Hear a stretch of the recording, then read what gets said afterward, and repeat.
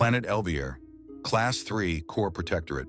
Neon sigils hum over medieval-style stonework as Batman moves quietly through the streets. Most locals barely glance at the Immortal legend until a young woman cuts through the crowd. "Wait, you're the Immortal Batman? What brings you here?" she asks, matching his stride. "I'm looking for Bruce Wayne. Have you seen him?" He replies without slowing. She nods, guiding him through a bustling market. "Bruce Wayne reappeared recently," she explains, "moved back into his hilltop castle and started renovations.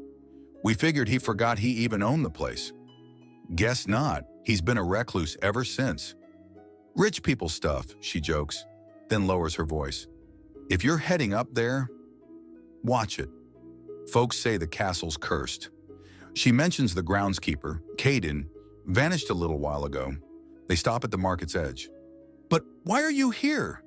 "We haven't had a shadow attack in years. We've been lucky." Batman finally glances back over his shoulder. "There is a shadow here. There won't be for long. Tell everyone, stay away from the castle until I leave this world. It's not safe." He inclines his head. "Thanks for the lead." Castle Amu rises against a dim sky. Batman studies the bronze nameplate by the door, odd glyphs etched around the rim, then pushes inside. The foyer lights to life. A chandelier blooms overhead. A hollow snaps on. Bruce Wayne appears, smiling, dressed to match a green question motif suit. "You made it!" "At last," and he grins. "You spent so long with the scientist, the liar, the brute. I thought you'd never reach me. But here you are, which means we can finally play our game." "No games," Batman rumbles. "Tell me where you are, or I tear this place apart to find you." Bruce pouts. "Predictable. I planned for that. Now riddle me this. What sort of game master builds a game with no incentive?" The projection flickers. A man is strapped to a chair, 3 charges cinched to his body. "Meet Kaden." To avoid redecorating these walls in wet Kaden, all you have to do is walk the path. Bruce purrs. 3 riddle rooms. Solve each by typing a single word into the terminal. 1 bomb disarms per correct answer. Force an exit. Boom. Exceed 3 minutes in any riddle room. Boom. Misbehave. Boom. He claps. "Ready?" "Enough!" Batman snaps. The smile drops from Bruce's face. The sneer replaces it. "Good. Then go. Solve my riddles and answer my question." Batman moves through hallways where every portrait frame is just black. On a side table rests a book, The Lost Train of Thought, a detective chimp adventure. Memory stirs. Young Bruce in bed, Alfred reading beside him. "How does Detective Chimp always know?" the boy had asked. Alfred had shut the cover, smiling. "Perhaps by refusing to look only where they want him to look." Batman sets the book down and steps to Riddle Room 1. The plaque reads, "The Question of Victories. From what toxic source has the great legend sprung? Speak it now. Speak it loud, in meek coward's tongue." Inside, a mural glorifies Batman slaying a massive shadow beast. He ignores the painting and studies the frame. The etched marks line up. The clue isn't in the image, but around it. He inputs the answer at the terminal. 1 click. 1 bomb disarmed. He passes a corridor display. Thomas Wayne's stethoscope. Another memory. Bruce at the kitchen table. Thomas apologizing for missing a fencing match. "I had to be at the hospital," his father said. "People needed me." Bruce had bristled. "People will always need you." Thomas had nodded. "Exactly. Every life counts, son. Remember that." Riddle Room 2. The Question of Failures. Can you describe the range of worlds you've let down? Give it form, as endless streak or clownish frown. Statues of the banished shadows stand in silent judgment. Batman calls Alfred on comms, requests their battle sites and casualty counts. Alfred lists them. Batman maps numbers to letters, world by world, then arranges them chronologically. He enters the solution. Second click, second bomb safe. Another corridor, cuffs mounted on the wall. He remembers training. Roger Elliott letting prisoners beat Bruce bloody while he was chained. No pity. If you want the cowl, you take pain and refine it into a howling dark, then expel it as wrath, Roger taught. Progress costs blood. Riddle Room 3. The Question of Origins.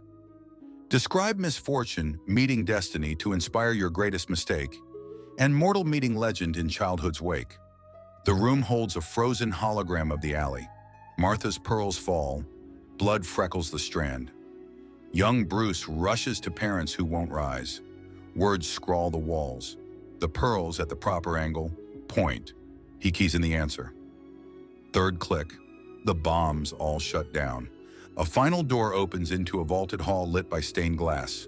On a pedestal, a small box. Beside it, Kaden alive, his charges inert. Above, Bruce lounges on a balcony. Oh ho! You solved the baby puzzles. Demonstrated basic cognition. Bravo, he says, clapping. Batman says nothing. But did you solve the puzzle inside the puzzle? Bruce prods. I did, Batman growls. He explains. The props weren't there to solve the riddles. They were there to trigger his memories and prove Bruce shares them. This wasn't about answers. It was a test. Are you still the real Bruce Wayne, or just a shadow with my thoughts? Which leads to the fourth puzzle, the box. You direct me to this box, Batman says, lifting it, insisting it holds the truth about whether I'm a shadow. He tosses it to the balcony. Bruce catches it, startled. You built the game on a faulty premise, Batman continues. You assumed I'd treat it as a question. I don't. I know I'm not a shadow. You might possess my memories, but our differences are obvious. I seek knowledge to save people. You gather knowledge to weaponize it. Batarangs whistle. The box detonates in a puff of green vapor.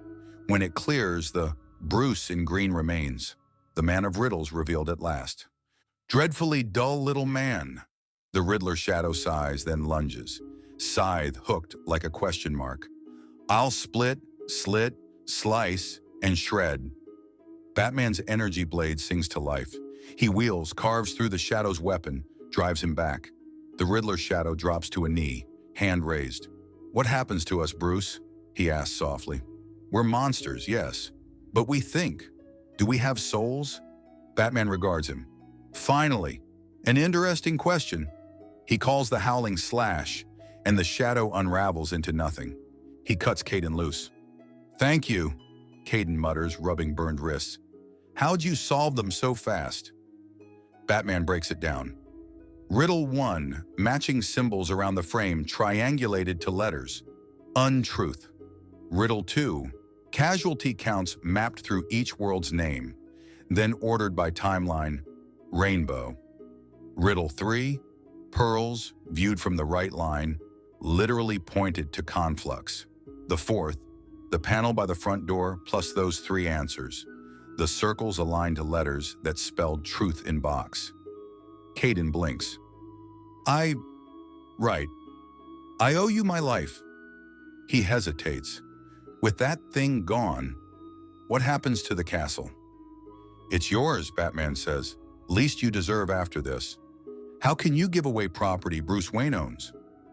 Batman's aura flickers, and Bruce Wayne's tired face shows beneath. Because Bruce Wayne says it's yours, he replies and walks away. Far off in a cavern that legends whisper about on an uncharted world. Roger Elliott reads an old tome. 2 presences step from the dark.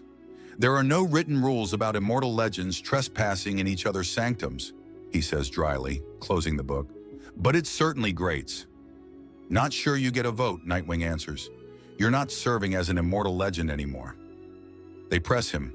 Why has Bruce abandoned the circle? Why the rumors of human bodies in his wake? Roger takes their reports and frowns. I truly didn't know, he admits. But my eyes are everywhere? He's compiled sightings. Batman hunting Bruce Wayne. Plural. That reminded him of something. He holds up the book. Teachings from the earliest immortal Batman. A forbidden technique. Make yourself stronger by severing your flaws. Do you think cutting away those flaws made them manifest as shadows? Nightwing asks. Roger nods. Only Bruce would be arrogant enough to believe he'd survive it? Robin points out the obvious. If they're him, killing them is killing Bruce. Roger waves it off. He's concerned with the symbol. If he keeps this up, he'll ruin the legend. People will fear us. Stop him, before he breaks what others died to build. Nightwing knocks Roger's hand from his chest. If you respected our history, you'd remember. The immortal legends stand together, no matter what. He and Robin fade back into the dark. Alone again, Roger opens a channel.